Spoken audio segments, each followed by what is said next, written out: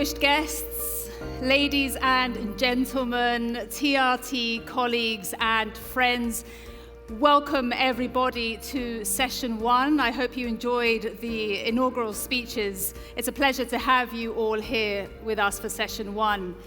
I'm Maria Ramos. I'm a news anchor at TRT World. I'm based in London, but Istanbul was my home for 7 happy years.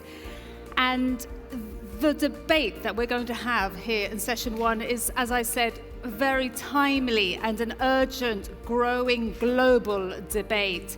And last night, as I was preparing for this conference, I actually put up a photo of a previous conference I had moderated a few weeks ago. And ladies and gentlemen, for 1 minute, there were no likes on my Instagram. For 1 minute. And I felt such anxiety, such worry. And I thought, maybe it's the Wi-Fi in the hotel, maybe it's the roaming, I haven't paid my roaming. What could it be? And I just thought, Maria, you are a grown woman. You cannot have these thoughts. And then I thought, how can it be? How could I need this validation from the likes on my Instagram? How am I so addicted to this? And this is why I'm presenting with this, because we use it for work and we're also addicted. And that moment really got me thinking about what we're discussing here today, because it is absolutely crucial. And as I was mentioning to Ali Jan and also to Ezgi, around the world, so many governments now are looking at this more and more in a very serious way. Australia's ban begins next week on children under the age of 16, and that is crucial. Many other countries are also looking at it, including my country, the UK. And I read a comment from Denmark, the Prime Minister, saying that this, and also other platforms are stealing childhoods. They are stealing the childhoods of people. They're also stealing, I feel, so many of our freedoms. And just to quote for you some numbers just for where I'm from, in London, in the UK, we have this. More than 97% of 12-year-olds own a smartphone. In the UK parliamentary research found also that 9 out of 10 children have a mobile phone by the age of 11. And so as the children with smartphone use soars, so do the problems. So once again, ladies and gentlemen, welcome to this very, very urgent and timely debate. And I'm very excited to welcome to the stage our international speakers. Please join me in welcoming, first of all, in order, from Hungary, we have the head of Institute for Media Studies at Hungary's National Media and Info Communications Authority, Dr. Levente Nyokás. Welcome to you. The floor is yours. Welcome. Over here. Our second speaker, Dr. Warren Buckleitner from the US. He's a leading expert in children's digital media and founder of Children's Technology Review, psychologist and technology expert. Welcome to you. And our third speaker, world-renowned psychotherapist, author and pioneer of positive parenting, Isabel Filiozad. Please join us. Welcome, Isabel.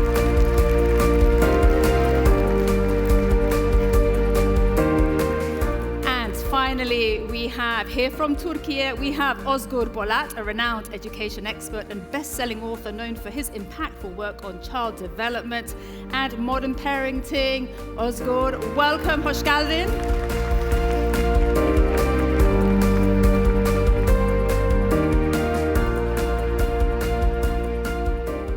Right, let us start. And I want to start with you, first of all, Levente Nyokás, because there's one of the big questions, and I want to start with the big questions. How do we regulate everything? Who is to blame, I could say? Who's in charge? Who regulates? Because we have, of course, the state, family, industry, the tech providers. So who's responsible? What model can actually work? And if you could press. The responsibility is shared. So even the state regulates media, but also obliges obliges the industry, but also the family regulates how to access media content. Today, the problem, comparing to the analog world, is that new media, from regulatory perspective, is not media. So new media is not media? No, not at all, because if you compare it to traditional media, which was regulated very heavily, you could see that there's no editorial responsibility of the platforms, online platforms. They're always saying we are not media in that sense, we just giving access to content. So you don't have the right to regulate us as a traditional media, as a broadcaster. But we're seeing so many things around the world, the problems that are caused.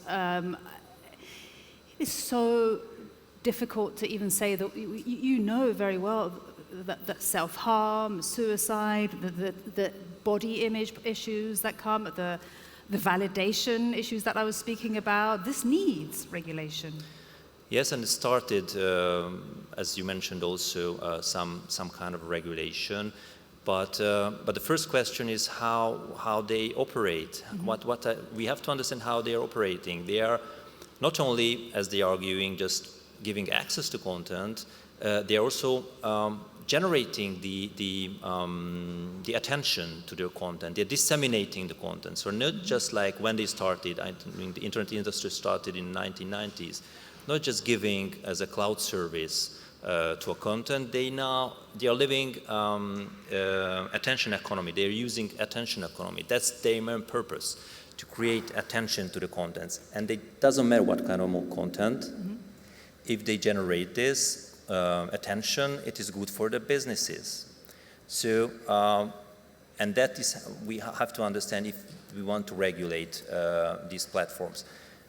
If you a little bit think about how state-regulated traditional media, we know the names. We know who created the content. We can turn to this media, but they say we are using user-generated media. We're not creating the content. Is that a scapegoat to say we're using user-generated content? Yes, user-generated content. Also, a content creator can be on the platform, but they're saying we don't know what is the content. If you don't say what is happening in our platform, we don't know. The problem is they're using artificial intelligence, which is organizing the content, which is organizing and generating more and more attention to the content, but they are not knowing exactly what is the content about. Who doesn't know? I'm the platform. The platforms don't know. Because who you can blame? Those who knows, who edits the content. If you from legal perspective, from media law perspective. You bring up many interesting points, and as I said to Ali Jan, these platforms are made by humans. They know what's going on. They understand the brain science, the addiction, the way our brains work, the way you can captivate our time, our attention. Are they not to blame? Well, we can regulate somehow them. So mainly to give some kind of an environment which is so to apply media law norms in a different way. So they have their own regulation, terms and conditions. So for example, in the EU, we say that they have to create such an environment in the terms and conditions which is safe for for example, the children. And that's so important, to create that safety. I want to move thank you to you, Warren. Now, you spent many years actually studying apps and platforms, looking at how they work, their safety. What makes healthy platforms, and is there such a thing as safe platforms for children? Yes and no. If you could press your button. Yes. Yes. Definitely, and also no. I think that aren't we lucky to be living in a time of crazy change? But there's so many amazing things happen. Going on what you said, this is a reflection of culture, and so there's good in this and there's bad in this, and so I think what the new technology, especially with AI, is doing is accelerating that change. For me, the answer is to focus on really simple things, and that is trust your gut as a parent. Mm-hmm. You know when you see your child doing alone in a room for a long period of time, you should be suspicious. You know when there's a smile on their face and they're accomplishing something.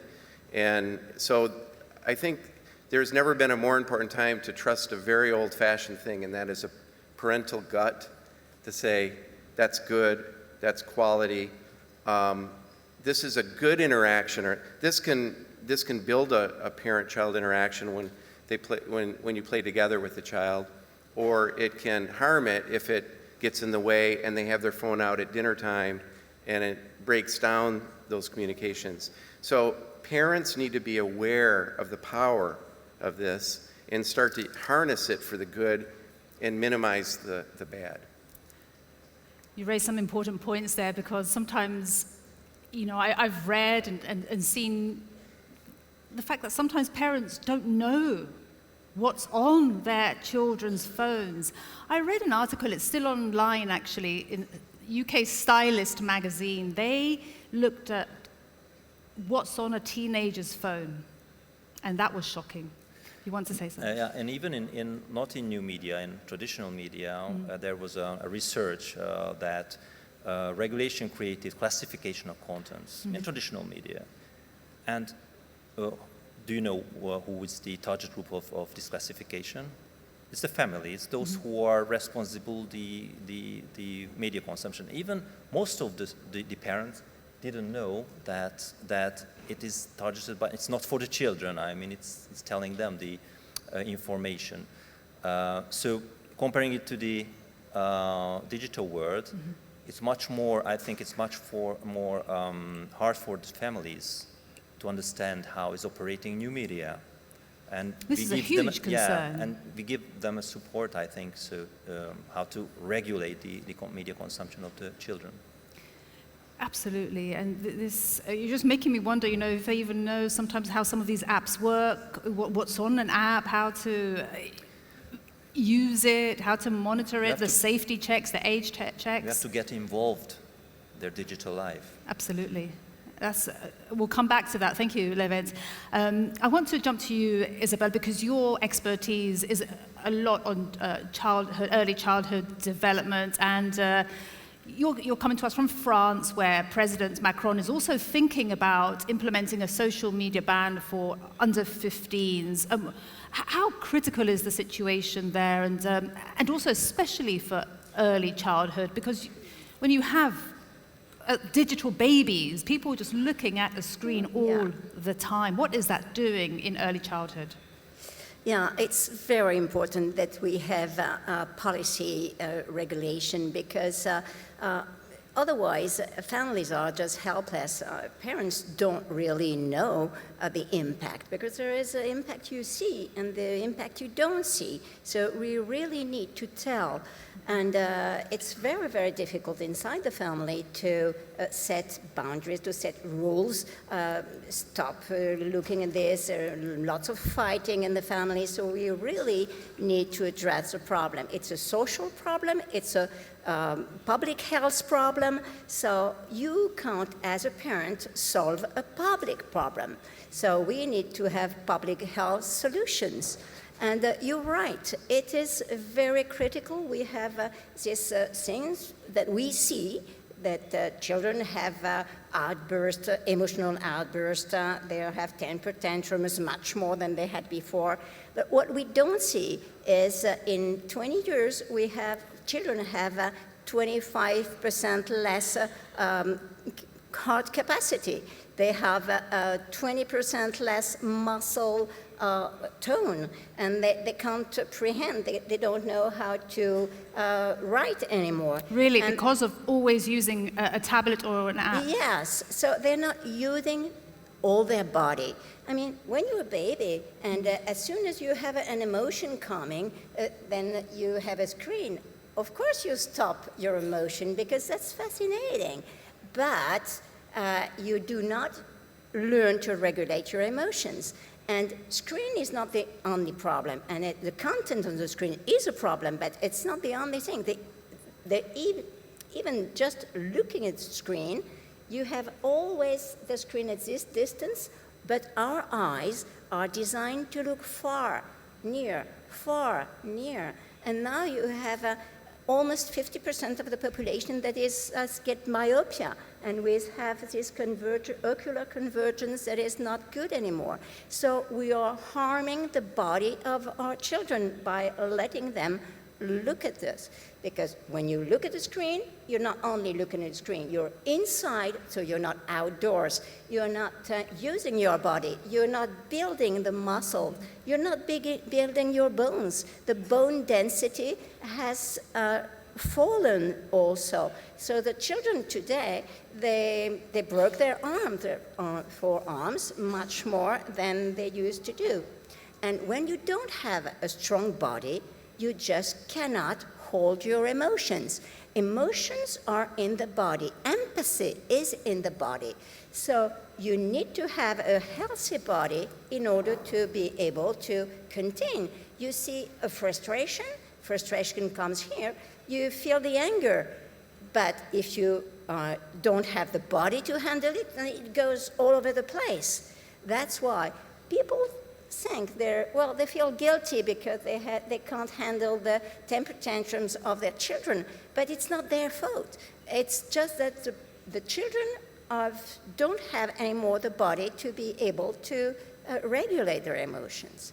And when you always get a screen to regulate your emotions, then of course the parents don't co-regulate the emotions of the child. They don't give the security you need, emotional security, relational security you need to have as a basis so that you learn how to handle your emotions, you know how to name your emotions, you know I'm feeling fear, I'm feeling anger, I'm feeling sadness. You don't learn that anymore, so you're just with all of these things coming inside, and also when you're on screen, you dissociate from it. I mean, when you're on screen, you just have a still face, and you don't feel emotions, you don't feel your body. So we are raising a whole generation that is outside her body. We are raising a whole generation that is outside their body. That's an incredible statement and fascinating to hear about what's happening inside the body, because we talk so much about what's happening in the mind. I guess sadly, this is what makes the headlines. Very sadly, the amount of self-harm, suicide. I know this is a huge issue that we hear about in the UK, but the bone density, not knowing how to write anymore, absolutely fascinating. The eyesight, incredible. And also, you know about blue light. Everybody knows about blue light, and it does impair the sleep. But we adults our eyes filter 50% of the blue light. But before 12, the eyes of the children do not filter more than 10%. So 90% of the blue light is coming in the brain, and it alters the sleep. So the children have difficulty to go to sleep, and they wake up at night, and they have nightmares, and so on. And of course, when you don't have a good sleep, you can't learn on the morning, and you are all over the place with your emotions. That's just evidence. Fascinating. And this also comes to the question, of course, of how long children should be spending on screens. And you just hear sometimes that it's out 5 hours, 6 hours, more a day. Fascinating topic. Thank you, Isabel. I want to go to you next, Özgür, because you've written books about social media, so many best-selling books. And in one of your books, you talk about validation culture. And what I was speaking about earlier, looking at my Instagram, why did nobody like my photo for 1 minute? And this anxiety that comes. But how do teachers, parents help children with this issue to make it healthier? Because you've got the likes, the views, the digital badges also in children's online media. Okay. I see digital addiction is not a problem, but it's a solution to something else. So we should ask, what is the problem the child is trying to solve with the media? I did my own research, and there are also a lot of research. The quality of relationship with parents, the lower it is, the more the child uses technology. Interesting. It's a family dynamics problem.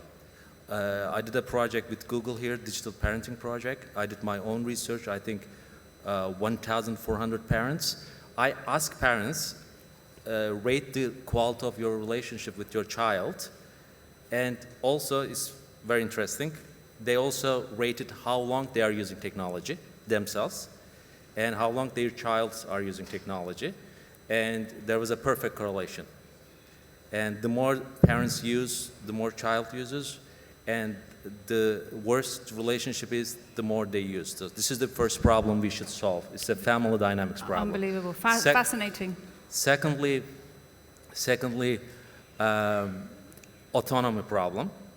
I don't know other cultures, but in Turkey, parents are getting more and more controlling. So they don't let their children decide on their own, and the school system similar. So they don't exercise their autonomy, their agency.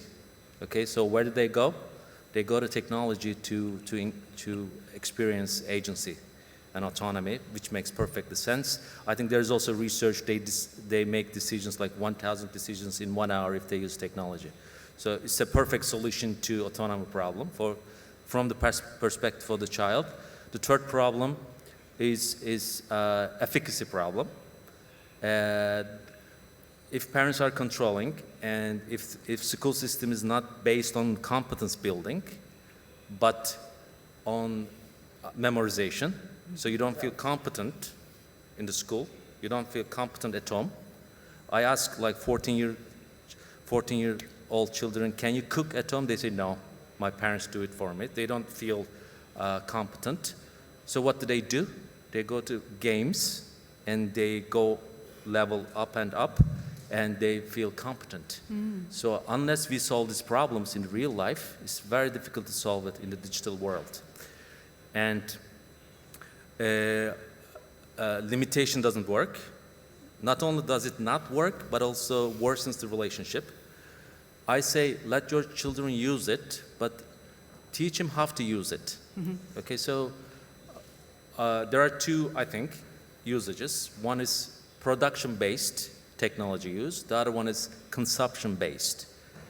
So I also divide consumption-based into two: productive or active consumption, like watching video, like YouTube video to learn something.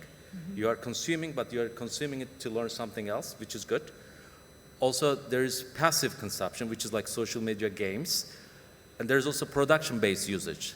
I think parents are not against technology uses, they are against consumption-based uses. So we have to teach them how to use it production-based way, which means they can do coding, they can do design, everything.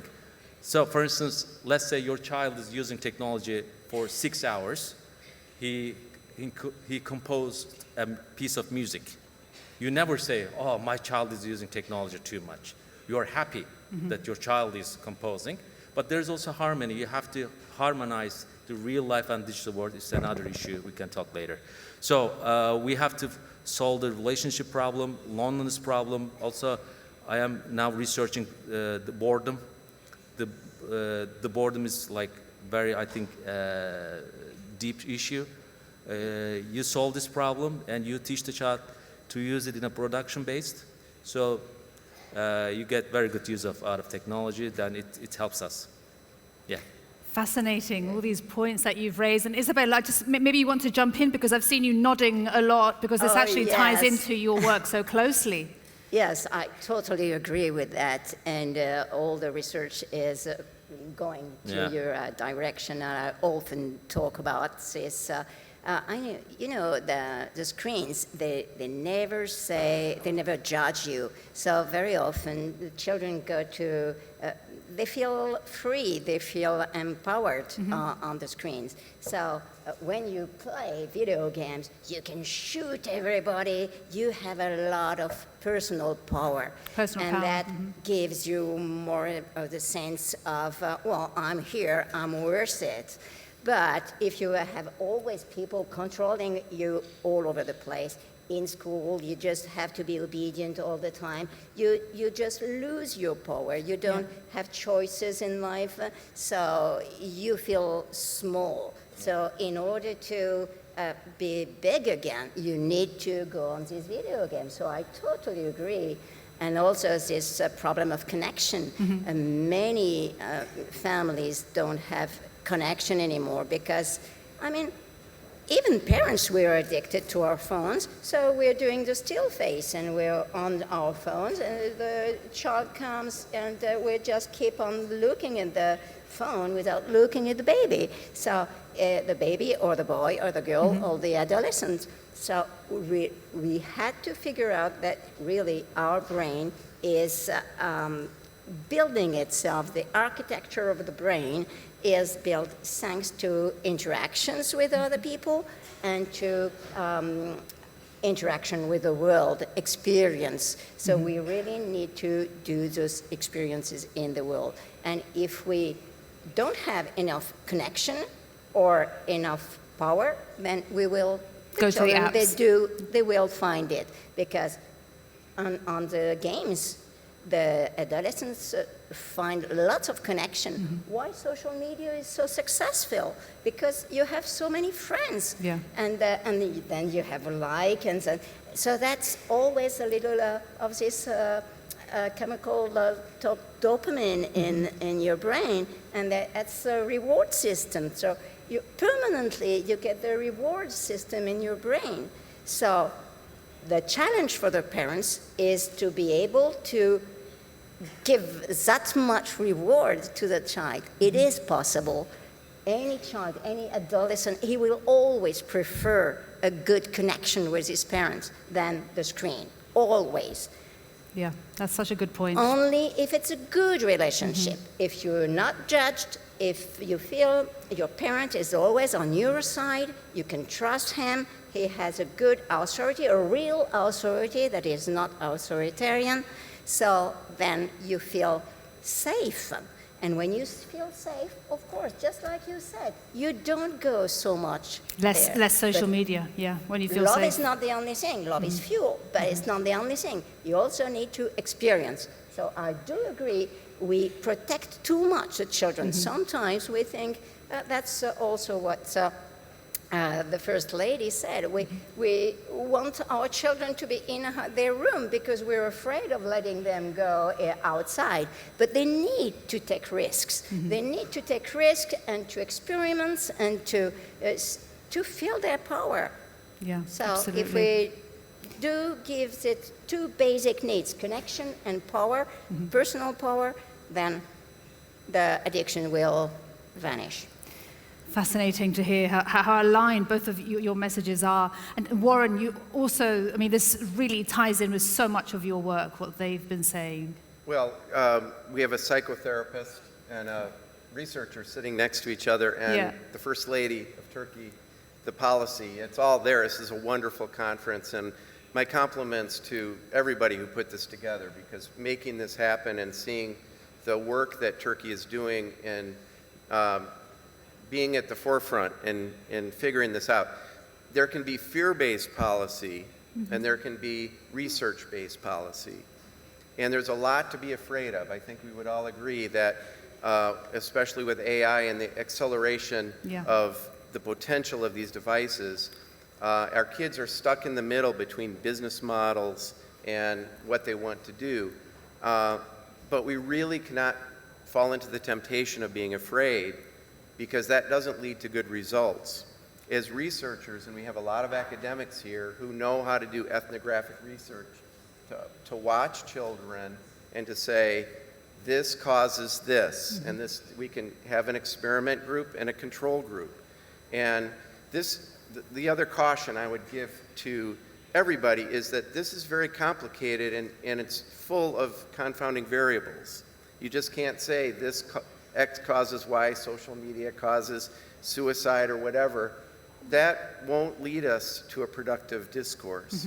What will lead us is good research questions, and I've already heard about 50 right here on this panel. So the trick is to really be systematic about it and not let our emotions get involved too much.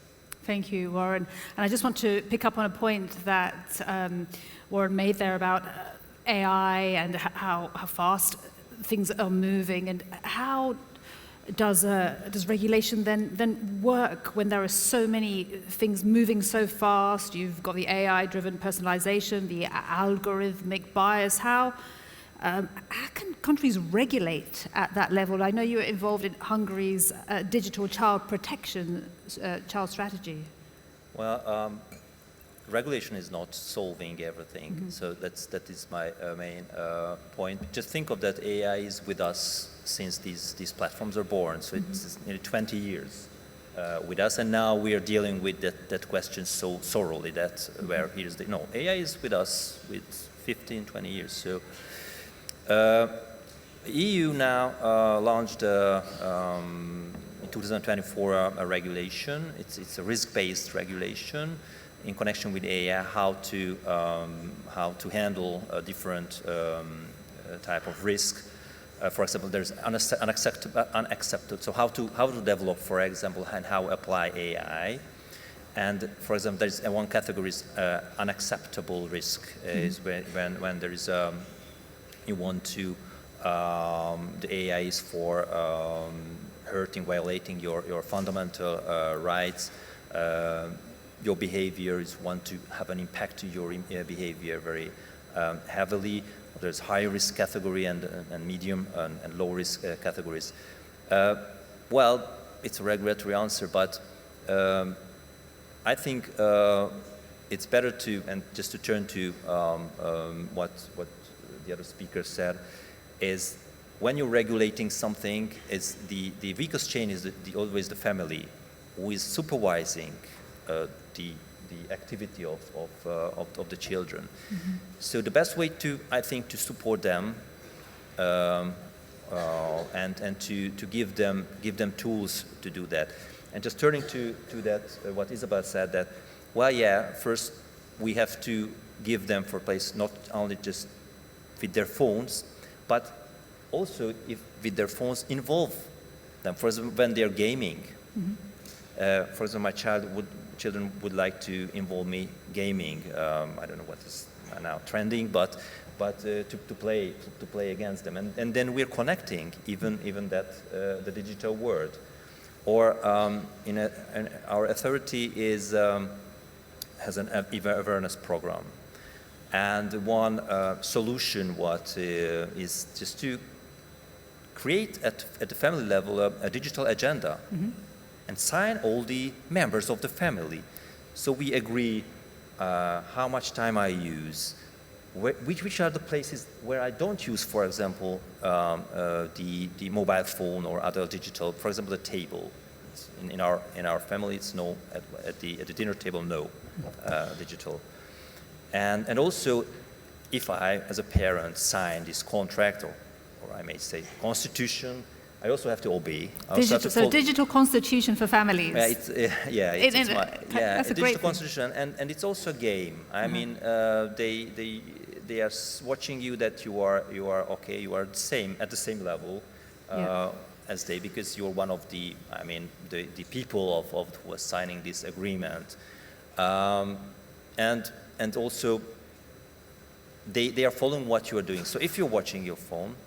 If you're talking about regulation and at the family level, they are following what you're doing. So if they're watching that you're using your phone at the table, they would do it too. You do the same. Yeah. So why do it? So family regulation is, I think, it's very, very important. And I think the state or state agencies have to give a support for the families, how to do that, awareness programs and other ways. Even, okay, we have to regulate, and we have to say that we those who are creating artificial intelligence-based applications and so on, they have to follow these ethical norms. And the EU regulation has stood up an office which will review this. But I think everything is starting at the family level. Absolutely. And just on that issue of starting at the family level, Warren, there are so many apps, so many platforms. I'm sure families feel overwhelmed. What is your advice for them? And this was an interesting one as well, to have a digital family constitution, for want of a better word. Yeah, I really like the idea of a family sitting down and making their 15 guidelines rather than a country doing it. Because the chances that it'll actually happen if everyone has control and buy-in.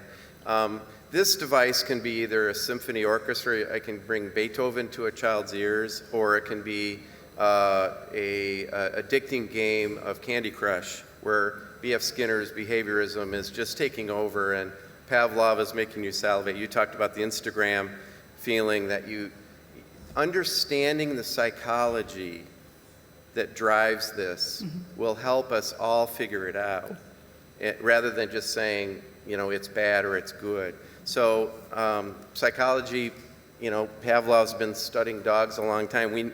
We understand how behavior is influenced.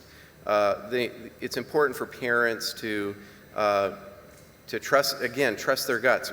I think we as parents and grandparents know when something is good or bad, or it's enhancing a relationship. And now there's never been a more important time, when things are so full of change, to invest in doing your homework. So there's a lot of really great stuff out there both on streaming video, and I've met some of the people who are going to be speaking here, and TRT. I looked at some of the content, and I'm also a judge for some competitions. We have to fight for quality in terms of graphics, quality in terms of audio and sound, taking that extra step to give people the funding they need to make that quality, and people who understand the aesthetics, rather than slapping some AI-generated graphics and just feeding it to the kids because they're little kids and they won't know better. We need to really respect the sanctity of childhood and give them the best content. So there's so much good stuff here. There's also so much to be afraid of. So again, research is a good way to figure that out. Absolutely. Research and respecting that sanctity, as you say, of childhood. Thank you so much, Warren. Isabel, I want to just tap into a bit more about how online interactions impact children's self-esteem, their empathy, and how can parents work with the emotions that children have and the reactions? You mean when you stop the... I didn't get your question, sorry. So how parents can work with children when they're having and experiencing different emotions that are coming from social media? The best advice? Oh, okay. So first of all, we should never let a child alone in his room with the screen, because otherwise we don't know what he is exposed to. But isn't that difficult? Sorry to interrupt. To not let a child be alone in their room for hours. I mean, they'll close the door maybe. That's something really we need to work on, and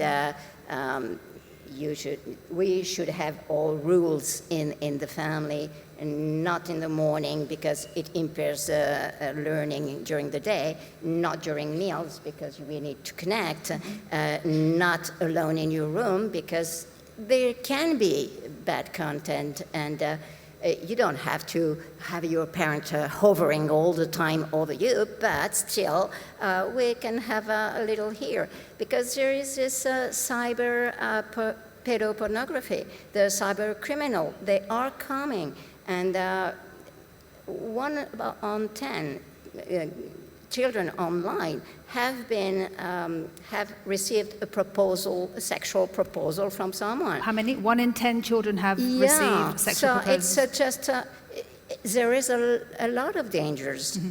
So if you just close your eyes, that's not a good idea. So if the child is alone in his room, that's not fair for him. So he needs protection.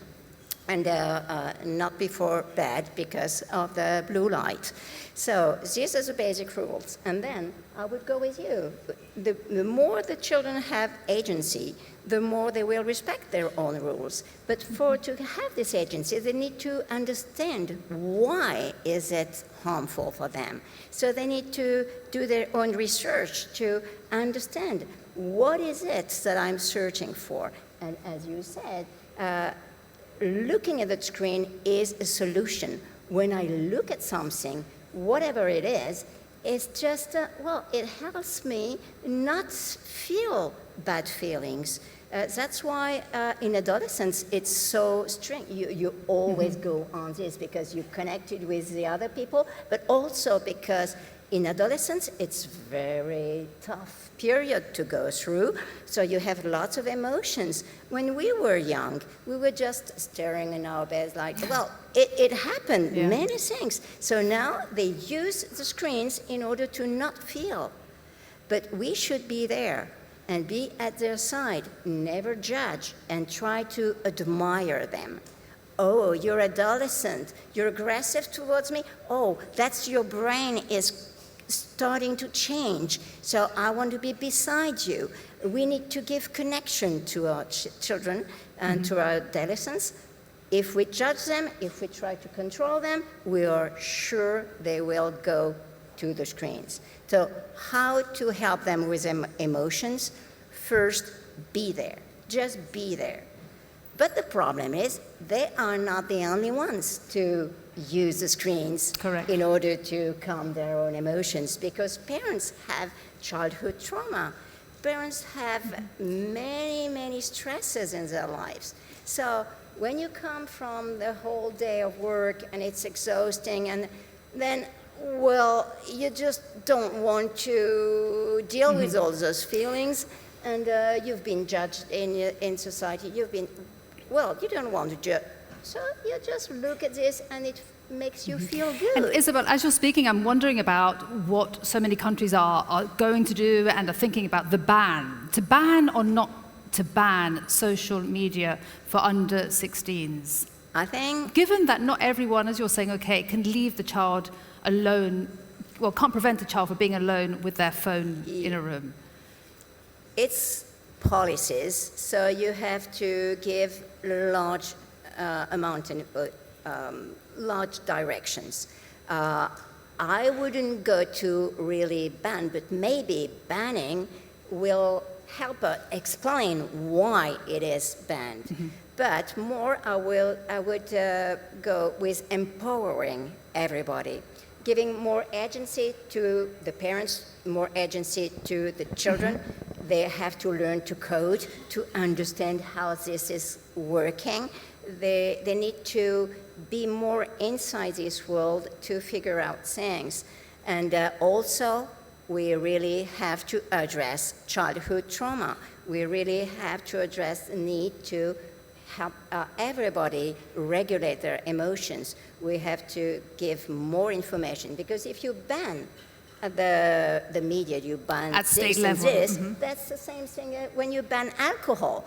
People take it from the side, and sometimes it's bad because you have the black market and so on. So I agree with you. The too much control, then we'll see with Australia when it starts. Are wired to have autonomy. So we always seek autonomy. So the more that we empower everybody, giving more information, understanding the brain, connecting to people, and as she said, today, this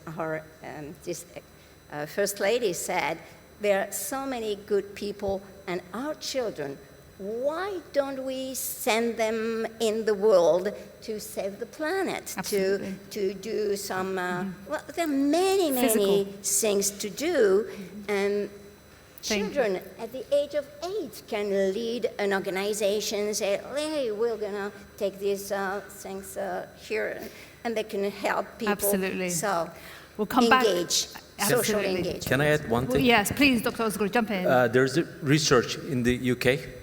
They banned phones in a school, and they found grades increased 14%. 14, wow. 14%.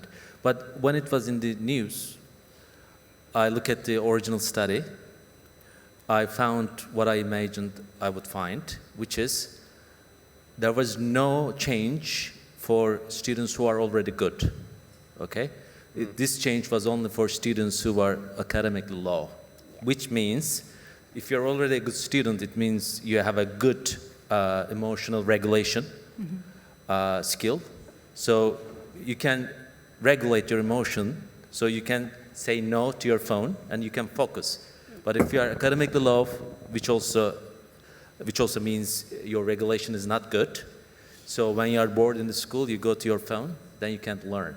So I think we should go to the deep problem, which is emotional regulation.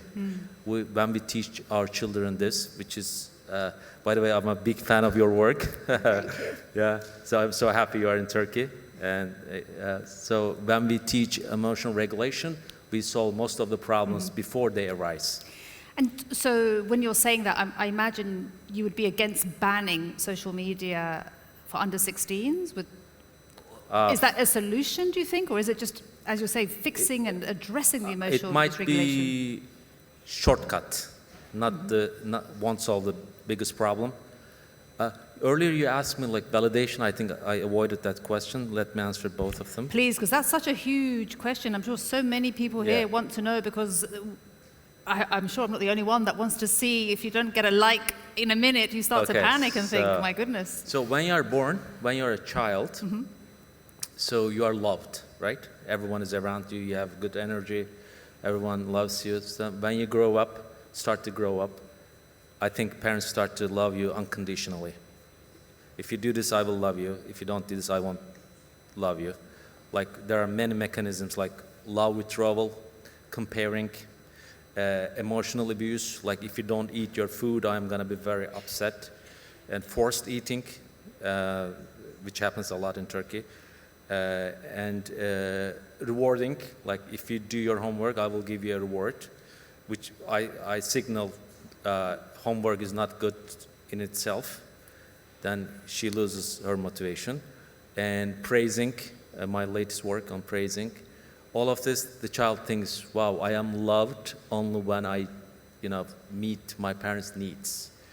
Then they lose their internal validation. They say, I am not worthy of love for who I am.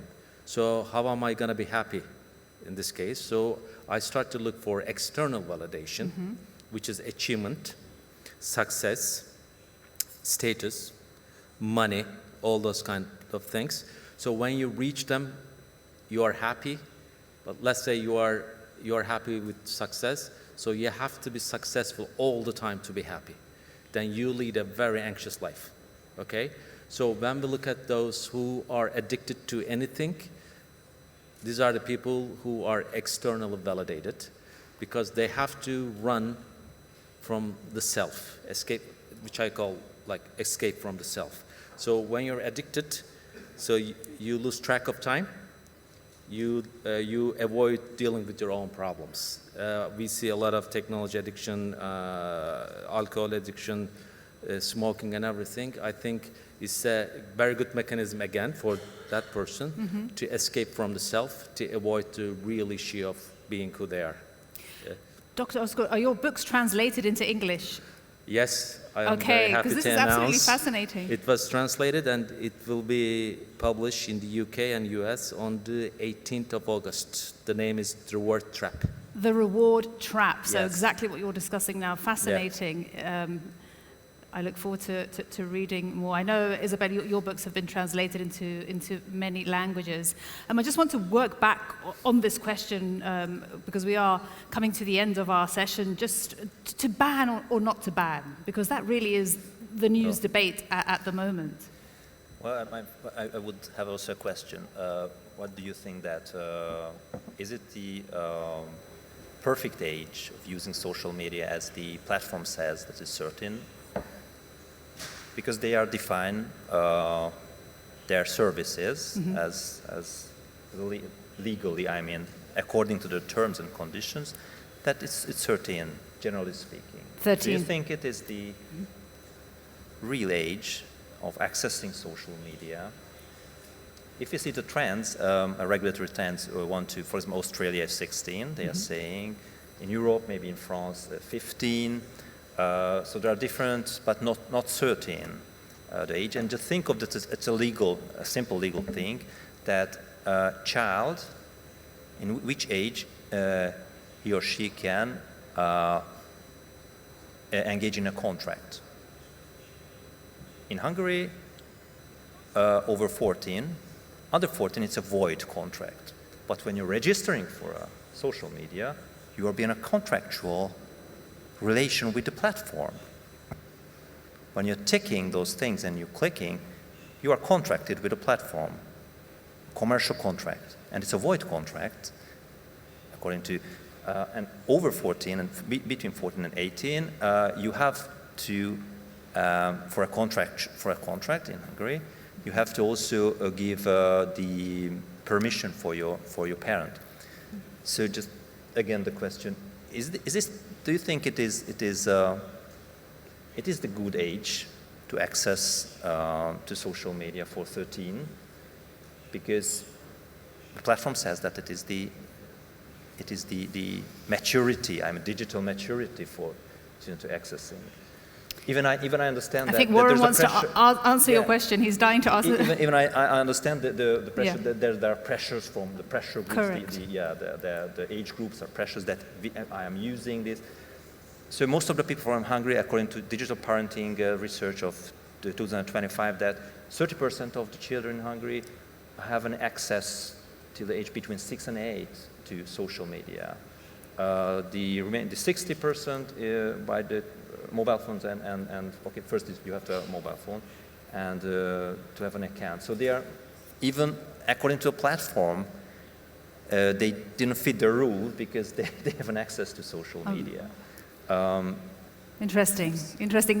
Warren. Sorry for the question. No, but I'm sure you want to answer these questions. Yeah, I think that the best way to increase interest in something is to ban it. If you tell a child to do not push this this button, you know what they're going to do. I worry about kids who don't have access to the technology, and that I think it's very important for us to think about the economic divide of the kids with data plans versus the kids that don't have data plans, and the social implications of income. When I was here 8 years ago, I proposed the ABS model, which is access, balance, and support, and making parents aware that access is a good thing as long as there's support to make sure you know what they're doing in their room, and there's a balance so that there's times when you're not using it. And I also think at this conference to propose a new definition of literacy, because in the old days, to become literate is to function in a society, which means you could read, write, and sign your name. To function successfully in today's society, you need to understand the culture of manipulation, and see how algorithms work and track your behaviors. And we're never going to run from that, but we need to understand how it works. When would that start, Warren? At school, to be taught? And that's the next part, and that is Jean Piaget gave us the stages of development. And so it's important, and again, this is not new, that a preschooler learns things differently than an early elementary child versus an upper elementary. And at about age 13 and 14 is when they can really start understanding how abstract things work and so on. But before that, we have to be very sensitive to protect them and make sure that we are their firewall and they're growing up in that safe space. And more on that question, because I don't think I've asked you that, to ban or not to ban social media for under, well, let's take the Australian model 16. My personal answer is to ask the parent, because I think the parents know if that should be a family decision. Not a state decision. Yeah, I think that it's dangerous to try to do something that you're not going to accomplish. You know, good luck, with all due respect to France, good luck with that if you think you're going to ban social media. Kids are smart. I almost worry about the kids who can access it or don't figure it out. I think that having realistic, there are other solutions that should be explored. Thank you, Warren. Yeah. I just want to ask you a very final quick-fire question as we come to the end of our debate. And I'll start with you, Isabel. If you could propose one golden rule for families to use it, for using digital media, what would it be and why? As we go forward. Just and a lot of emphasis on communication, on connection, and I said those 4 steps, not on the morning, not at the meal, and not before sleep, and not alone. So those 4 are really, really important, and it should not, the screen should not become instead of movement or interaction. So we have to see how is this child thriving, how is it in his body, how is it in his emotions, how is it in his brain, well, what is health? The physical health and emotional health and social health. So if you are healthy, yes, okay, you can have this device and use it. And for the ban or not ban, I think banning is one thing, but what we should ban, because banning, a policy banning to children, it's putting all the responsibility to the family, but the digital industries, they're free to do anything, and they spend billions of dollars to have our children hooked on those devices. And that accountability is where? Those need regulations, you know? Yeah. So we have to be together in the family, and in the family we talk about the dangers, talk about this thing, and talk about our use. What do we want as a family? How do we want to handle this? Now we need to know the dangers. We need to know also what could be positive with it. And yes, we could do something purposeful. We can use the technology for this and this. We need to learn to code. We can learn together because parents don't know very much about the technology. So we learn together. That's together thing. And then we ask for regulations. So the governments should regulate the industries, not us. That's a very, very important point. It really is. Governments should regulate industry, not families. And Warren, I know you wanted to jump in on that point when I asked about accountability of the tech platforms. Yes, what's going on in the past 20 years is very disturbing. We've watched children, basically young children, run into business models that are controlled by profit-driven companies. And when business models meets child development, it's not pretty. You get children downloading stuff that the real danger here is a waste of time. You only get so much childhood, and to waste it with something that's going to hit a paywall that's a tragedy. So I think the responsibility has to go to the people who sell products to children, and that's Amazon right now, Apple, Amazon, Netflix, who just bought Time Warner. These are the companies who the CEOs are very business servant, but I would argue that they care about children, that there's no such thing as other people's children.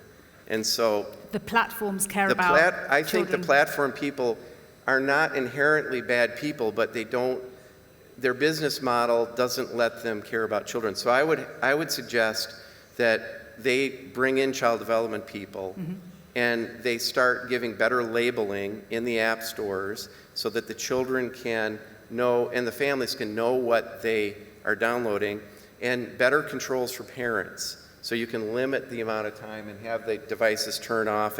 Nintendo does a very good job with that. Nintendo. Yes, and so there are companies that make a lot of money that can do that. And so I think the pressure should be put on those guys to say, look, care about my child. You're selling products, we're paying money, we'll pay money. But why do you get to sell my child a slot machine that's going to keep them up at night? So I get very upset about what the waste that's going on, the good content that's not being, that's being missed out by many children. Levent, you wanted to jump Yes. in there? Just joining what Warren says, that it's also a problem, accountability, because there are lots of quality content. But Quality content, quality absolutely. content. But how, if you use social media, how you can access, how you can oblige them to give, because of business model is not supporting the quality content. So how you can oblige the platforms to give or prioritize, or not just prioritize, just only to have in the offer, not just the patterns, how we behave, behavioral patterns, and they see what, but also giving them such contents which is good for their children's development. So I think it's a challenge, because in the analog world you could do, if there was a network, for example a cable network, you could see it's called the must carry rules, that you have to carry quality content, for example in a region. It was in regulation in the USA, it was also in regulation in Europe. But in the digital world it's much, because the platform says it's our business. So it's very tricky.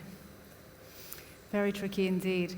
I want to go to you, Ozgur. That one golden rule that possibly you could give to families that are, navigating these digital issues with their children, their teenagers. Yeah, I think first, forget about everything and look at your child and find out what he's good at, his strengths, okay? So most of the educational system in the world is not strength-based. If you get a bad grade in math, but a good grade in literature, you get extra lesson for math. In fact, you should be getting extra lesson for literature so that you can be an author. So this is the first thing. Second thing, ask yourself, how will I help my child develop this strength in real life and in digital world? So this is where digital world comes in. So if they're great at, let's say, piano, you would get a piano app, and you would also have a physical piano, for example. Yes. Let's say he's a very good sense of visual art. He want to be a photographer. So you go to mountains, you take pictures, you come home, you do digital photography. And then the third is very important too. Then you ask, what are you trying to change with your photos? What are you trying to change? With your photos. It's like, I want to be the best photographer. It's a very anxiety-led life. So you can't be the best, you will be very stressful. For instance, your child can say, I want to tell the story of women who cannot get education. I want to tell the story of immigrants. I want to tell stories. So you add that mission. Then you design the future for your child together. So I think technology is only a tool. It should serve the larger purpose of becoming your best version. And the second thing, when YouTube Kids was not in Turkey, I think they came to Turkey 5 years ago. They approached me. They say, let's do it together, like announcement and everything. They gave me 210 cartoons. And can you choose 10 for each age, like 3 groups of age? My team and I watched all the cartoons, and we were only able to find 6. Can you believe? 6. All the others were harmful. Not harmful, but there was emotional abuse, and there was violence against women, or those kind of things. And I told them, I can only recommend 6. They say, no, you have to make it 10. Come on, like, there are only 6. And then we have to negotiate. And then I said, okay, wait. I think rather than me recommending cartoons, let me teach parents how to choose cartoons. And they say, we don't have time. I say, okay, I will not sleep. I will do this video. And I did like 4 to 5 minutes video, and it's in YouTube Kids now, in Turkey, I don't know other countries. So how to choose cartoons. Sorry, cartoons. So my second suggestion, sit, as you said, sit with your child, watch it together, and discuss. If there's a problem, also discuss that. Use that as an educational tool, not as a, what is the word? Not as a... nanny. Bravo. A nanny. Not as a nanny. Use it as an education. So this is my second suggestion. Yeah. Thank you very much indeed. Ladies and gentlemen, we come to the end of our session on this point. I just want to really thank our speakers. I have personally learned so much. Each one of you has brought so many different dimensions to this subject. Thank you very much indeed. Please join me in thanking our guests once again. Dr. Levente Nikosh, thank you very much indeed. Isabel Filiozad, thank you so much indeed. And Warren Buckleitner, thank you very much indeed. And Dr. Özgür Bolat, you've been all wonderful. It's now time for a coffee break. Thank you very much, all of you, and see you outside. And I'm sure you can find our guests and catch them and ask them even more questions. Thanks for your company. Teşekkür ederim. See you. Bye-bye.